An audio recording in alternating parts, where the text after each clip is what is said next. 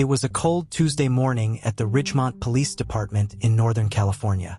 The scent of burnt coffee lingered in the air as officers gathered around the front desk, casually exchanging jokes. Just as the clock struck 9, the wooden door creaked open. Heads turned. Rolling slowly into the room was Walter Hargrove, a Navy veteran in his 70s. He wore a faded green jacket, jeans, and a black cap that read USS Midway Vietnam Veteran. His skin was weathered, his beard gray, his posture proud, even from a wheelchair. The room quieted only slightly as Walter approached. Several officers exchanged smirks.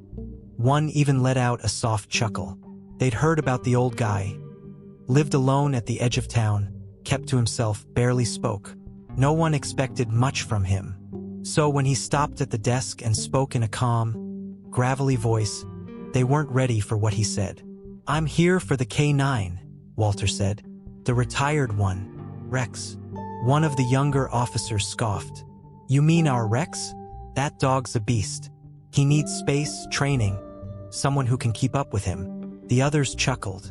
Rex wasn't a pet. He was a former police K-9 trained for federal-level operations. No civilian had ever been allowed to adopt a dog like that, especially not someone in Walter's condition. Still, Walter didn't flinch. "He needs something more than space," he replied. "And I think he remembers me." The room shifted. Laughter turned into puzzled glances.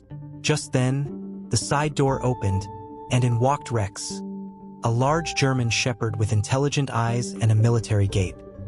His coat was thick, his ears alert, and though age had begun to show around his muzzle, he still radiated strength. As soon as he saw Walter, Rex stopped. His ears perked. He tilted his head and stared. Then, without a command, he trotted straight to Walter and sat calmly at his side. The officers froze. One whispered, "He's never done that with a stranger before." Another leaned in, frowning. "Is that even possible?" Rex didn't flinch. His body relaxed as Walter gently placed a hand on his head. "Hey there, partner," the old man murmured. The tension in the room was replaced by something heavier. Confusion, curiosity, and a subtle sense of awe. The bond was real, unmistakable. The officer in charge hesitated. "Sir, have you had any contact with this dog before?" Walter smiled faintly and answered without looking up. "Let's just say, we've crossed paths in a place none of you would want to be." Suddenly, what seemed like an old man's odd request had become something else. A mystery with roots far deeper than anyone expected. The silence in the room lingered long after Rex had settled beside Walter. Officers who had once been laughing now exchanged uneasy glances, unsure how to respond. Sheriff Tom Whitaker finally stepped forward. He was a tall, square-jawed man in his early 60s, respected and feared in equal measure. His voice was calm but firm. "Walter, are you telling us that you and Rex have some kind of history?" Walter didn't move. He kept his hand on the dog's head, his eyes distant. "Let's just say, not everything gets recorded in the files you people keep."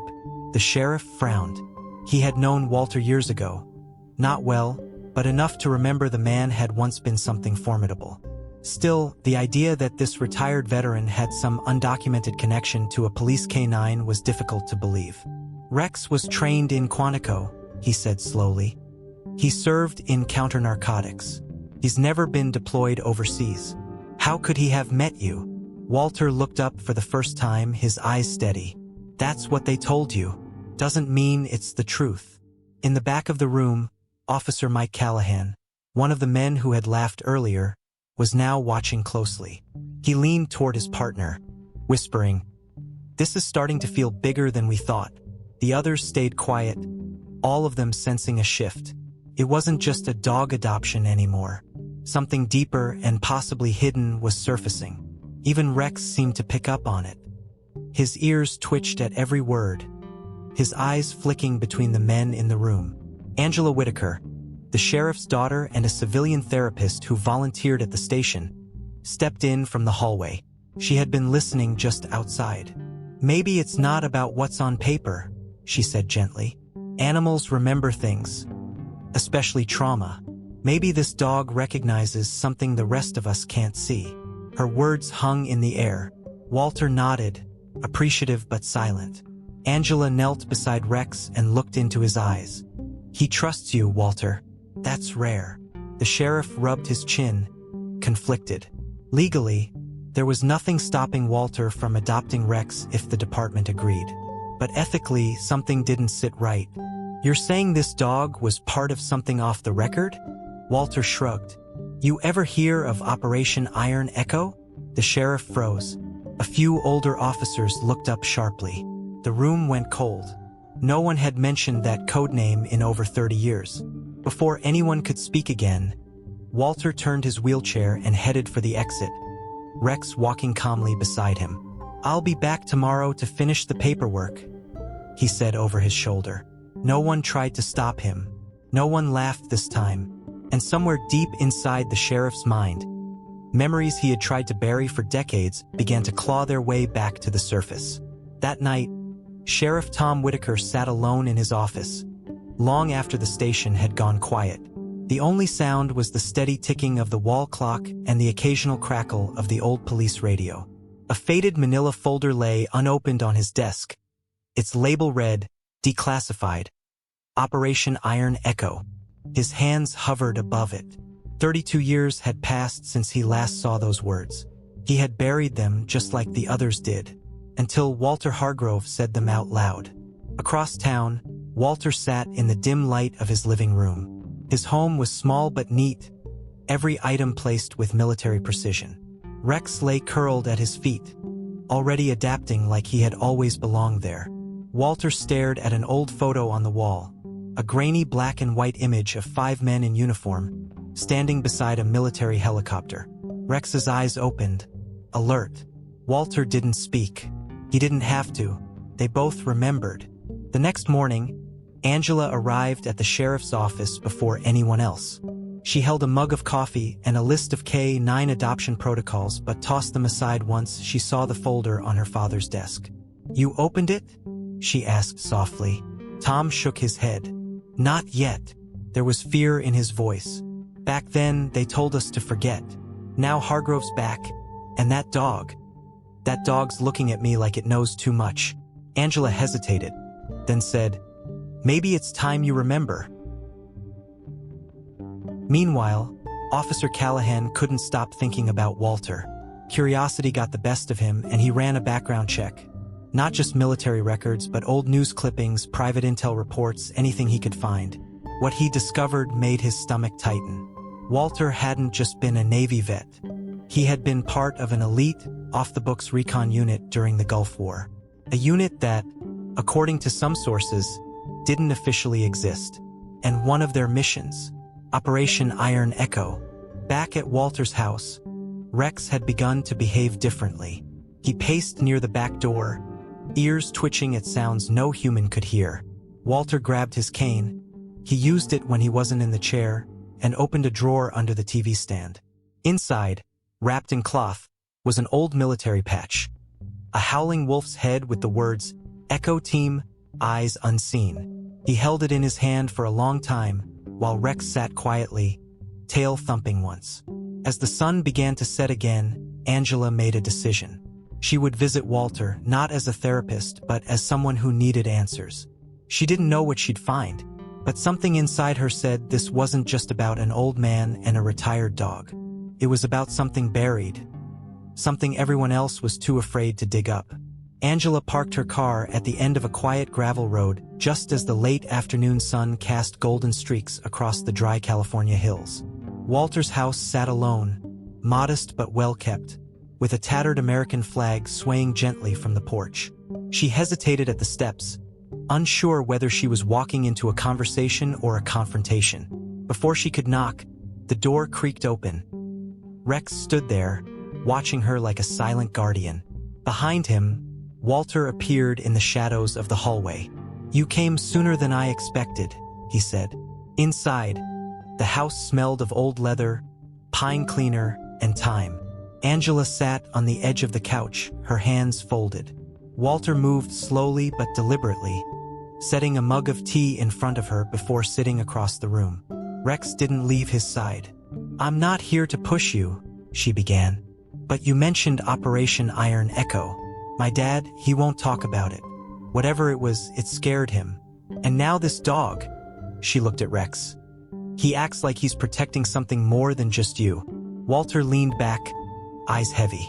"There are things the world forgets on purpose," he said. "Echo wasn't a rescue mission. It was a cover-up." He reached beside his chair and retrieved a cloth-wrapped item. When he unrolled it, Angela saw the same patch he had held the night before, the wolf's head insignia. "There were 6 of us. Deep reconnaissance in the Gulf. We weren't supposed to come back. 2 of us did. The rest, classified." Angela's voice dropped. "And Rex?" Walter nodded. "They used dogs. Smarter than any I'd ever seen. Trained for more than just tracking. Emotionally bonded. Biotagged. Monitored. Rex was one of them, but younger then. Not even in the system. He was born in that sand. And somehow, after all these years, he found me again. Back at the station." Officer Callahan stared at the printer as pages poured out. Old documents, redacted reports, and one photo that made his heart skip. It was a satellite image dated 1992, labeled Operation Iron Echo, Al Sadr Perimeter. In the bottom corner, blurry but visible, was a man kneeling beside a German shepherd. The man had the same shoulders, the same expression. It was Walter, and the dog, unmistakably Rex. Back at the house, Angela looked at the patch again, then into Walter's eyes. Why now? Why would they let Rex retire and just end up here? Walter's jaw tightened. Because something's coming, and they want me to remember what I swore I'd forget. Angela didn't speak. She didn't need to. The truth wasn't just clawing its way out of the past. It was already at the door. That night, a storm rolled in from the coast. Wind rattled the windows of Walter's house, and thunder echoed over the hills like distant artillery. Angela had stayed longer than she planned. The conversation with Walter had shaken her, not because of what he said, but because of what he didn't. He spoke like a man carrying more than memories, like someone who knew he'd been left behind on purpose. As she rose to leave, Walter stopped her with a single question. "You trust your father?" She froze. "I think so." He nodded. "Then ask him why he signed the order to erase my unit." Back at the sheriff's office, Tom Whitaker stood alone in the evidence archive, a room rarely visited, filled with locked cabinets and forgotten boxes. He opened one labeled simply 1992. Inside were tapes, photos, and a sealed envelope marked eyes only. His hand trembled slightly as he broke the seal. Inside was a single-page directive signed by multiple officers, one of them his own name. The words chilled him. Asset Hargrove is not to return. Terminate Echo Unit. No survivors. He staggered back. It was true. Meanwhile, Officer Callahan sat at his desk, surrounded by papers and surveillance stills. Something didn't add up. If Operation Iron Echo was buried so deep, how had Rex been cleared for retirement in the public system? He traced the adoption trail again and saw something strange. The paperwork had been rerouted through a third-party logistics firm based in San Diego. The contact listed Nathan Briggs, a former Army K-9 handler, and a man presumed dead since 1993. Rex began pacing again that evening. Walter watched him closely. The dog was anxious, not from the storm but from something else. He sniffed the window, growled low, then moved toward the front door, tail stiff. Walter wheeled himself to the drawer beneath the stairs and pulled out a black case. Inside was an old, well-maintained sidearm. He checked the clip. Full. He didn't say a word to Rex. He didn't need to. The dog was already alert, waiting for a command he hadn't heard in decades. Angela returned home and confronted her father. The argument was brief but explosive. "You lied," she said, slamming the classified page on the table. "You signed off on his death." Sheriff Whitaker looked hollow, older than she'd ever seen him. "We were told it was for national security, but I never knew. Not about the dog. Not about the survivor." Angela's voice cracked. Well, now he's back, and someone's watching him. Someone who didn't want him to survive. Outside Walter's home, headlights cut through the stormy night. A black SUV parked without headlights. Two silhouettes remained inside, unmoving, watching, waiting. Rain hammered the roof of Walter's house like a war drum. The night had a different weight to it, thicker, slower, charged with something unsaid. Inside, Rex stood at the window, his ears locked forward, his body perfectly still. Walter wheeled himself into the center of the room and clicked off the lights. The only illumination came from the flicker of distant lightning. "They're not here to talk," he said softly. Rex gave a low growl, barely audible but full of warning. They had waited years for this moment. Now it had found them. In the black SUV parked outside, two men sat in silence, faces illuminated only by the soft green glow of their dashboard. One of them, younger and tense, checked his weapon. "You sure this is the guy?" he asked. The older man, calm and unreadable, nodded. "Positive. He wasn't supposed to make it out of Echo. The dog is the key." They didn't wear uniforms, no badges, just the cold professionalism of people used to cleaning up messes that weren't supposed to exist. At the same time, Angela sat in her car on the edge of town, phone in hand, staring at a number she hadn't dialed in years. Nathan Briggs. Her fingers hovered over the screen, heart pounding. If Briggs was alive, he might be the only one who knew what Rex and Walter were truly involved in. Finally, she hit call. It rang once, then twice, and someone picked up. A gravelly voice answered, "If this is about Echo, hang up." But Angela didn't. "They found him," she said, "and they're coming." Back inside the house, Walter opened a small compartment beneath the floorboards. Inside were sealed files, a flash drive, and a worn photo. It showed Echo Unit 6 men, 2 dogs, and a desert horizon behind them. Walter stared at the faces, then at Rex. "We're the last 2 left, aren't we?" Rex let out a short huff as if responding. Walter placed the photo in a folder and slid everything into a weatherproof bag. He wasn't planning to run. But if something happened to him tonight, someone needed to know the truth. The SUV doors finally opened. 2 shadows moved through the rain, silent and smooth. They circled to the back of the house, flashlights off, movements precise. Rex growled again, then snapped to attention. Walter cocked the sidearm and looked toward the front door. "It's time," he whispered, "just like back in Basra." The dog moved toward the sound, low and ready. At that same moment, Sheriff Whitaker turned his patrol car onto the rural road that led to Walter's house. Sirens off, lights dimmed, and a cold dread in his chest. He didn't know exactly what he was walking into, but this time he wasn't going to stay silent. The first shot wasn't loud. It was a suppressed pop, almost swallowed by the rain. It struck the edge of Walter's front porch, splintering the old wood. Rex barked once, sharp and defensive, then positioned himself in front of Walter like a wall of muscle and instinct. Walter didn't flinch. He knew this would happen. He rolled toward the hallway with practiced precision, every movement controlled. "Stay sharp, boy," he whispered. "They're not amateurs." Outside, the 2 intruders advanced with clinical calm. One covered the front, while the other moved toward the side window. They had NVG's night vision goggles and military-grade gear. Not local law enforcement. Not mercenaries, either. These were ghosts from a past no one was supposed to talk about. They weren't there to arrest Walter. They were there to erase him. And Rex? He was the loose thread they couldn't afford to leave dangling. Sheriff Whitaker's cruiser pulled up just as the second man reached the side of the house. He saw the shadow move and instinctively reached for his weapon. "Hands in the air!" he shouted, stepping out into the storm, gun drawn. But the intruder didn't flinch. Instead, he raised his weapon and fired. The bullet missed by inches. Whitaker dove behind his car and called it in, voice tight. "Shots fired. Walter's house. This isn't a routine call. Send backup now."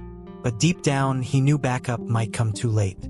Inside, Walter heard the exchange and pushed himself to the edge of the hallway. Rex was already ahead, crouched low near the door. Walter clicked the safety off his sidearm and aimed. "We don't run," he said, as much to himself as to the dog. Through the broken front window, he saw the first man crouched behind the tree line. Another shot rang out, this one from Whitaker's direction. The intruder dropped. Angela, speeding down the road in her car, saw the sheriff's flashing lights through the rain. She slammed the brakes, jumped out, and sprinted toward him. "Dad!" she screamed. Whitaker waved her down. "Stay low. One's down. One's still moving."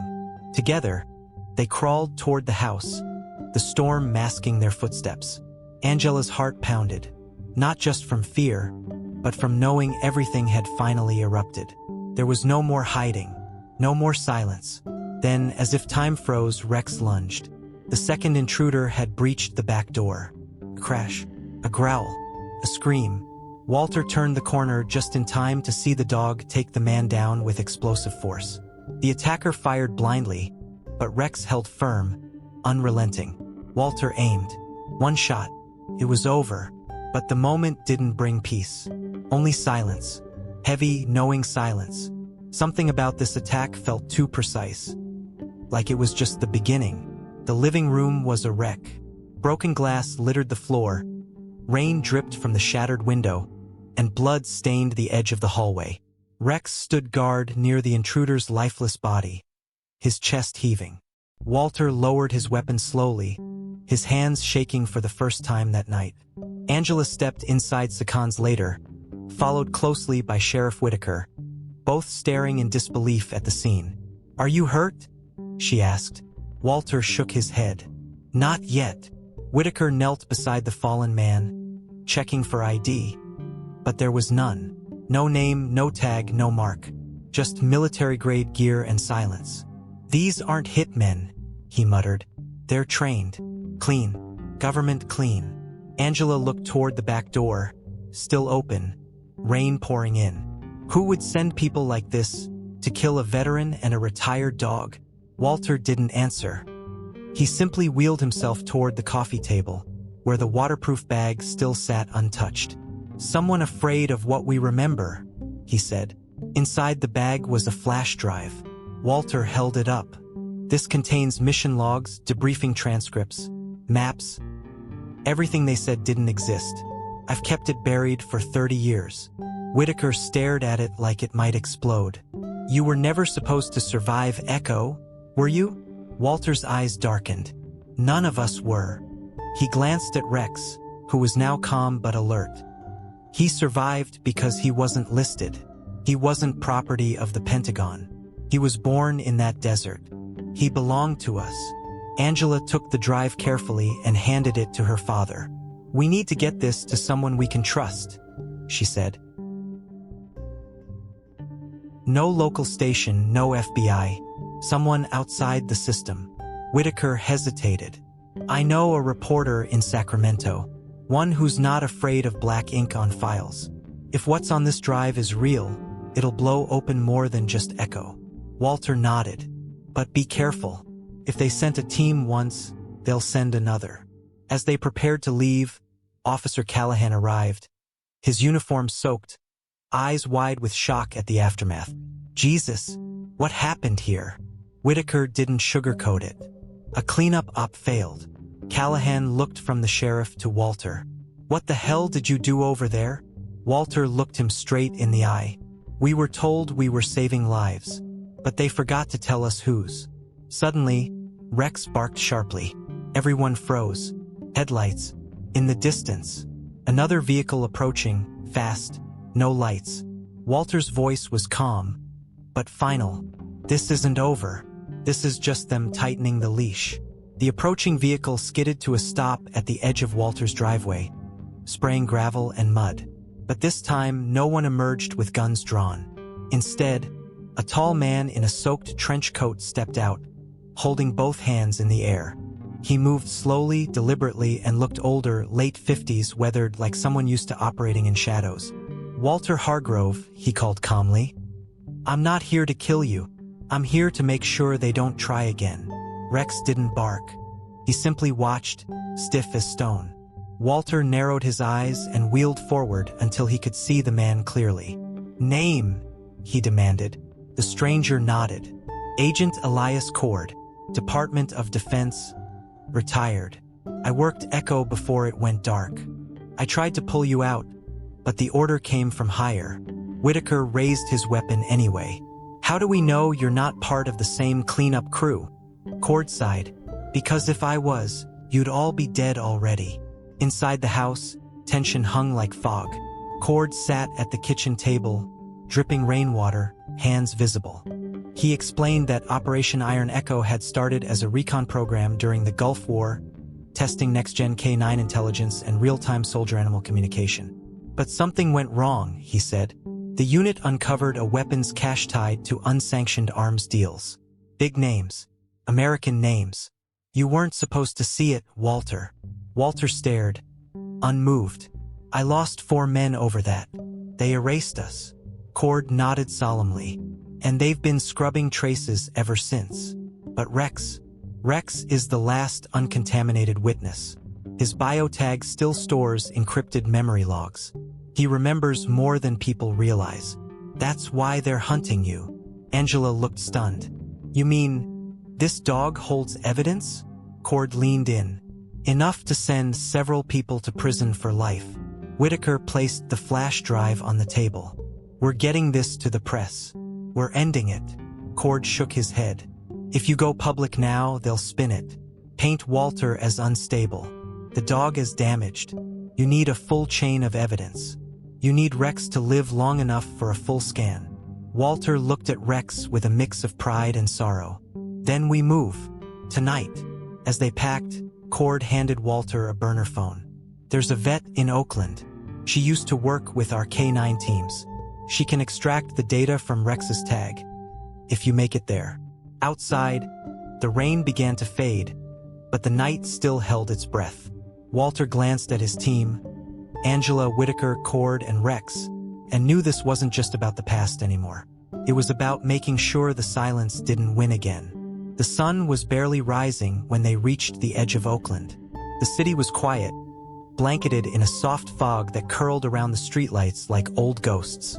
Angela drove, focused and silent. Rex sat in the back beside Walter, his head resting on the veteran's knee. He hadn't slept since the attack, but his eyes were sharp, alert, like he knew this was the final stretch. "Almost there, partner," Walter whispered, resting a hand on the dog's neck. "Let's finish what they started."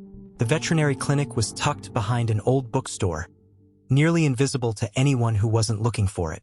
Cord led the way, knocking 3 times in a rhythm that sounded almost like a code.